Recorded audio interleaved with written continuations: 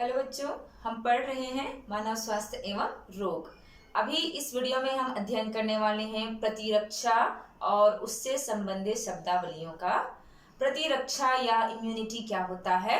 प्रत्येक जीवधारी जो होते हैं उनमें बाहरी रोगों से लड़ने की एक क्षमता पाई जाती है। तो रोगों से लड़ने की यही क्षमता जो होती है वो कहलाती है प्रतिरक्षा या प्रतिरोधकता या इम्यूनिटी। ये इम्यूनिटी जो होते हैं, अधिकांश जीवधारी जो होते हैं, इनमें जितने भी बाहरी कारक होते हैं, जो बाहरी कारक दिन प्रतिदिन रोजाना हमारे शरीर में प्रविष्ट कर जाते हैं, तो इनसे हमारा शरीर जो होता है वह अपने आप को सुरक्षा प्रदान करता है। तो इसी को कहा जाता है इम्यूनिटी या प्रतिरक्षा। जीवधारियों में ये प्रतिरक्षा जो होते हैं वह दो प्रकार के होते हैं। इसमें से एक प्रतिरक्षा जो होता है वह कहलाता है सहज या स्वाभाविक। इसको इंग्लिश में कहा जाता है इनेट। इसको आनुवांशिक प्रतिरक्षा भी कहा जाता है। और दूसरा प्रतिरक्षा जो है वो कहलाता है उपार्जित प्रतिरक्षा। इसको एक्वायर्ड। तो ये स्वाभाविक और उपार्जित प्रतिरक्षा जो होती है वह कैसी होती है इसको देखेंगे। स्वाभाविक और सहज प्रतिरक्षा जो होती है, इम्यूनिटी जो होती है, यह व्यक्ति में जन्म से ही होती है, जन्मजात होती है। इस प्रकार की इम्यूनिटी में एक जीव जो होता है वह विभिन्न कारकों के माध्यम से, विभिन्न अवरोधों के माध्यम से शरीर को बाहरी कारकों से बचाने का कार्य करता है। जबकि उपार्जित प्रतिरक्षा जो होती है, यह व्यक्ति जो होता है वह किसी विशेष समयावधि में किसी संक्रमण के कारण इनके शरीर में जो प्रतिरक्षा उत्पन्न होती है वह उपार्जित प्रतिरक्षा कहलाती है। ये व्यक्ति अपने जीवन काल में प्राप्त करता है। पहले देखेंगे स्वाभाविक प्रतिरक्षा क्या होगा। जीवों में जो सहज या जन्मजात या स्वाभाविक प्रतिरक्षा होती है, जो जन्म से ही इनमें जो प्रतिरक्षा या रोगों से लड़ने की जो क्षमता पाई जाती है, उसमें 4 प्रकार के अवरोध सम्मिलित होते हैं। ये 4 प्रकार के हैं: शारीरिक अवरोध, प्रकार्यात्मक अवरोध, कोशिकीय अवरोध और साइटोकाइन अवरोध। इसमें से जो शारीरिक अवरोध होता है यह हमारे शरीर के बाह्य आवरण, जैसे कि त्वचा बाह्य आवरण है, यह बाहरी वातावरण में उपस्थित हजारों प्रकार के विषाणुओं को, जीवाणुओं को, कवकों को, परजीवियों को शरीर के अंदर प्रविष्ट होने से रोकते हैं। तो इस प्रकार से ये क्या उत्पन्न कर रहे हैं? एक रोध, एक बैरियर उत्पन्न करते हैं और हमारे शरीर के विभिन्न हानिकारक जीवों से सुरक्षा करते हैं। दूसरा अवरोध है प्रकार्यात्मक अवरोध। प्रकार्यात्मक अवरोध के अंतर्गत कुछ ऐसे पदार्थों का निर्माण होता है जो यदि शरीर में कोई हानिकारक पदार्थ प्रविष्ट कर गया तो उसको समाप्त करने का काम करते हैं। जैसे हमारे लार में होता है लाइसोजाइम, जो भोजन के द्वारा आए हुए हानिकारक जीवाणुओं को नष्ट करने का काम करती है। ठीक उसी प्रकार आमाशय में HCl पाया जाता है या पित्तरस जो होते हैं, यह इन हानिकारक जीवाणुओं को नष्ट करने का कार्य करते हैं। तो इसे कहा जाता है प्रकार्यात्मक अवरोध। तीसरा कोशिकीय अवरोध। हमारे शरीर में कुछ कोशिकाएं होती हैं जो शरीर में प्रविष्ट किए गए हुए बाहरी कारकों को नष्ट करने का कार्य करती है। इसमें प्रमुख रूप से आते हैं WBC, श्वेत रुधिर कणिकाएं, और इसके साथ साथ आते हैं B व T कोशिकाएं। ये बाहरी कारकों को पहचान कर उनको नष्ट करने का कार्य करते हैं। और चौथा जो अवरोध है वह कहलाता है साइटोकाइन अवरोध। अब इस साइटोकाइन अवरोध क्या होता है इसमें देखिए। यदि शरीर में किसी एक कोशिका में कोई हानिकारक वायरस या कोई हानिकारक पदार्थ प्रविष्ट कर चुका है, तो अब इस कोशिका के द्वारा एक ऐसे प्रोटीन का निर्माण किया जाता है जो क्या करता है, संकेत देता है। किसको? जो अन्य कोशिकाएं हैं उनको। और इस प्रकार से संकेत देता है कि एक कोशिका में कोई हानिकारक पदार्थ प्रविष्ट कर चुका है, तो उनसे बचने के लिए किस प्रकार से इनको अपना कार्य करना होगा। तो इस प्रकार से ये प्रोटीन जो होगा वो क्या कर रहा है, अन्य कोशिकाओं को संक्रमण से बचाने के लिए संकेत देते हैं। तो ये कहलाता है साइटोकाइन अवरोध। इसके द्वारा निर्मित प्रोटीन जो होता है इंटरफेरॉन होता है, जो अन्य कोशिकाओं को संकेत भेजता है। अगला प्रतिरक्षा जो है वह है उपार्जित प्रतिरक्षा। उपार्जित प्रतिरक्षा जो होती है वह एक जीव के जीवन काल में प्राप्त की जाती है और यह भी दो प्रकार की होती है। एक कहलाती है सक्रिय प्रतिरक्षा और एक कहलाती है अक्रिय प्रतिरक्षा। सक्रिय प्रतिरक्षा में जीव में कोई सी भी प्रकार का संक्रमण जब होता है तो उसमें अपने आप ही उसके प्रति प्रतिरक्षा उत्पन्न हो जाती है, तो ये कहलाता है सक्रिय प्रतिरक्षा। अक्रिय प्रतिरक्षा जो होता है इसमें जीवधारी के शरीर में यदि कोई बाहरी कारक प्रविष्ट कर गया है, कोई रोगाणु प्रविष्ट कर चुका है, तो अब ये जीवधारी जो होंगे वह स्वयं उससे अपने शरीर की रक्षा नहीं कर सकते हैं। तो क्या करेंगे, किसी बाहरी कारक को शरीर में इंजेक्ट करना होगा, इंजेक्शन देना होगा और वह कारक जो होगा वह इस रोगाणु से लड़ करके शरीर में प्रतिरक्षा निर्मित करता है, तो ये कहलाता है अक्रिय प्रतिरक्षा। मानव में प्रतिरक्षा तंत्र के घटक, यहाँ पर प्रतिरक्षा तंत्र इम्यून सिस्टम जो होता है वे सभी कारक या तंत्र जो प्रतिरक्षा का कार्य करते हैं, ये सभी मिलकर के इम्यून सिस्टम बनाते हैं, प्रतिरक्षा तंत्र का निर्माण करते हैं। तो मानव में ये प्रतिरक्षा तंत्र जो होते हैं उसके घटक जो है वो दो प्रकार के होते हैं। एक कहलाता है रुधिर प्रतिरक्षा तंत्र, इसको कहते हैं ह्यूमोरल इम्यून सिस्टम, और दूसरा है कोशिका मध्यस्थ प्रतिरक्षा तंत्र, इसको कहा जाएगा सेल मीडिएटेड इम्यून सिस्टम। तो यहाँ पर जो रुधिर प्रतिरक्षा तंत्र होते हैं इसमें हमारे रुधिर और लसिका में कुछ ऐसे कारक उपस्थित होते हैं जो बाहरी कारकों को पहचानकर और उनको नष्ट करने का कार्य करते हैं, तो ये कहलाते हैं रुधिर प्रतिरक्षा तंत्र।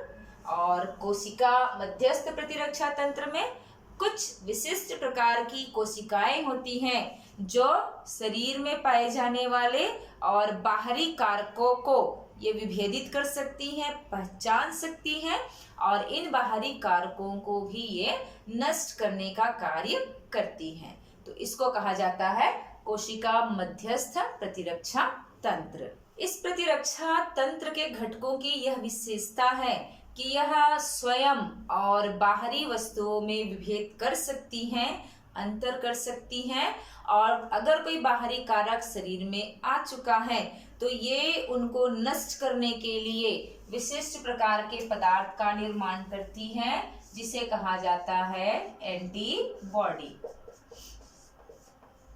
या इसको कहा जाता है प्रतिरक्षी। तो यहाँ पर अगर कोई बाहरी कारक जो शरीर का हिस्सा नहीं है, अगर यह किसी कोशिका में प्रविष्ट कर जाता है तो यह बाहरी कारक जो होगा वह क्या कहलाता है, एंटीजेन कहलाता है। इस बाहरी कारक को क्या कहेंगे, एंटीजेन कहते हैं।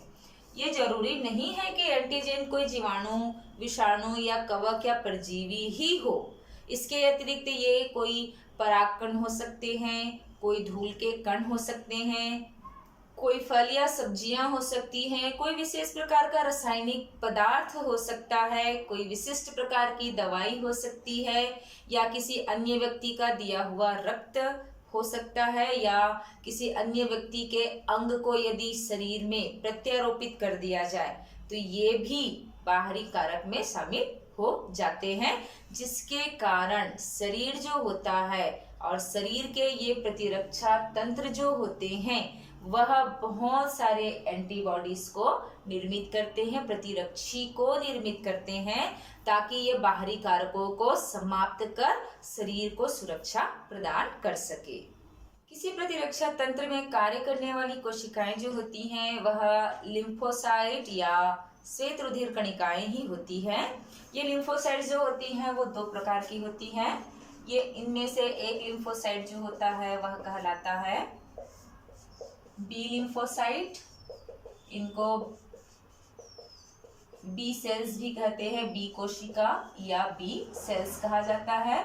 और दूसरा होता है टी लिम्फोसाइट या इनको कहा जाता है टी सेल्स या टी कोशिका। तो इस प्रकार से ये बी और टी कोशिकाएं जो होती हैं यही मुख्य रूप से शरीर में प्रतिरक्षी या एंटीबॉडीज का निर्माण या एंटीबॉडीज के निर्माण को प्रेरित करने का कार्य करती है। यहाँ पर ये दोनों की दोनों सेल्स जो होते हैं, दोनों कोशिकाएं जो होती हैं, जब एक व्यक्ति जो होता है, मनुष्य जो होता है, वह भ्रूणीय अवस्था में होता है तो उस समय ये यकृत की कोशिकाओं द्वारा निर्मित किए जाते हैं। और उसके पश्चात में जब व्यक्ति वयस्क अवस्था में आ जाता है तब यह जो है वह अस्थि मज्जा के द्वारा निर्मित किए जाते हैं। जब ये अस्थि मज्जा में निर्मित होते हैं तो अस्थि मज्जा में बहुत सारी कोशिकाओं का निर्माण हुआ। ये अस्थि मज्जा में निर्मित कोशिकाओं में से कुछ कोशिकाएं जो होती है वह थाइमस ग्रंथि में प्रविष्ट करती हैं और थाइमस ग्रंथि में प्रविष्ट करके ये विशिष्ट एंटीजनों को पहचानना और उनके प्रति अनुक्रिया व्यक्त करने का कार्य करती है। ये टी सेल्स कहलाती हैं। और बाकी जो कोशिकाएं होती हैं वह रुधिर में और लसिका में रह जाती हैं। ये जो रुधिर और लसिका में उपस्थित सेल्स होती हैं वो होती हैं बी सेल्स।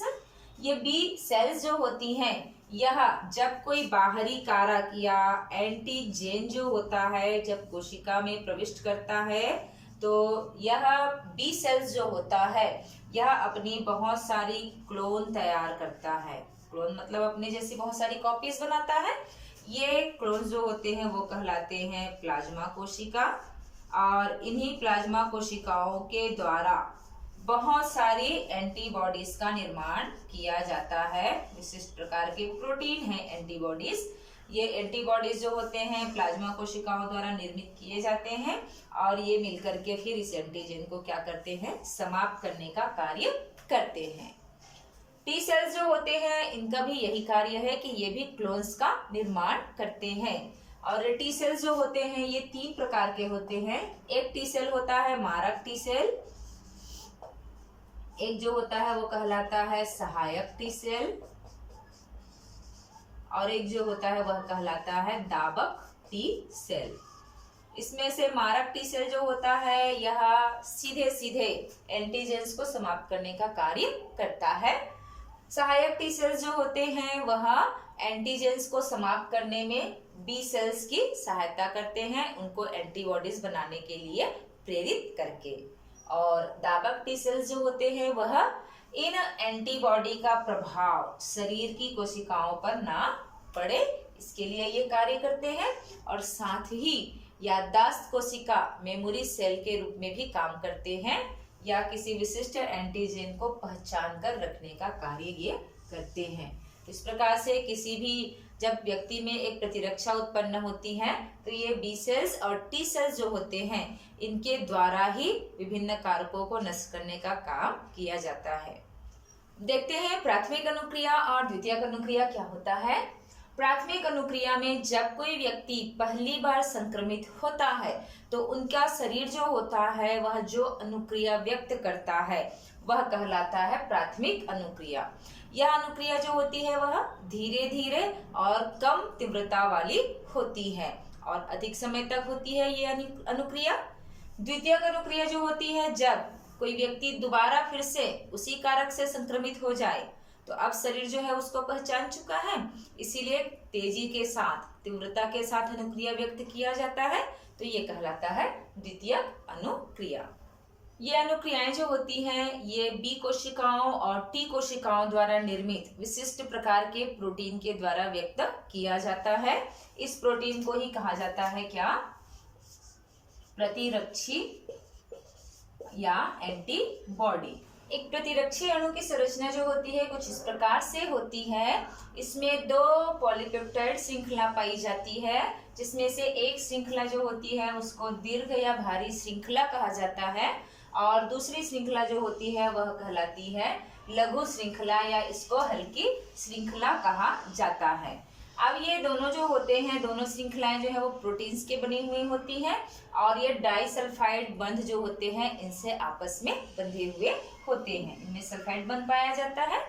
ये जो भी दोनों श्रृंखलाएं होती हैं इनमें प्रतिजन बंधक स्थल पाया जाता है, जहां पर कोई प्रतिजन जो होता है वह क्या होता है, बंधता है और ये एंटीबॉडी जो होते हैं उसको नष्ट करने का कार्य करते हैं।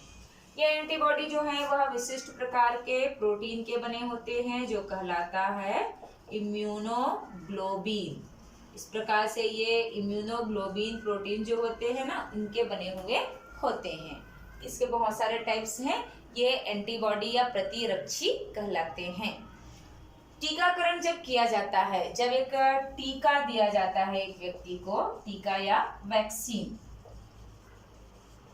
जब हमें कोई बीमारी हो जाती है तो हम औषधियां लेते हैं, दवाइयां लेते हैं और ये बीमारी जो होती है वो ठीक हो जाती है, लेकिन फिर से दोबारा यह बीमारी हो सकती है हमको। तो अब वैज्ञानिकों ने क्या किया, दोबारा यह बीमारी ना हो जाए इसके लिए उन्होंने क्या आविष्कार किया, टीके का आविष्कार किया। तो सबसे पहले एडवर्ड जेनर ने बनाया था टीका। इनके द्वारा चेचक के टीके का विकास किया गया था। ये टीका जो होता है कमजोर एंटीजेंस जो होते हैं या निष्क्रिय एंटीजेंस जो होते हैं इनको शरीर में प्रविष्ट करा देते हैं और इसके कारण शरीर जो होता है, हमारा शरीर जो होता है वह उसको पहचान कर उनके अनुसार प्रतिरक्षी अणु का निर्माण कर लेता है।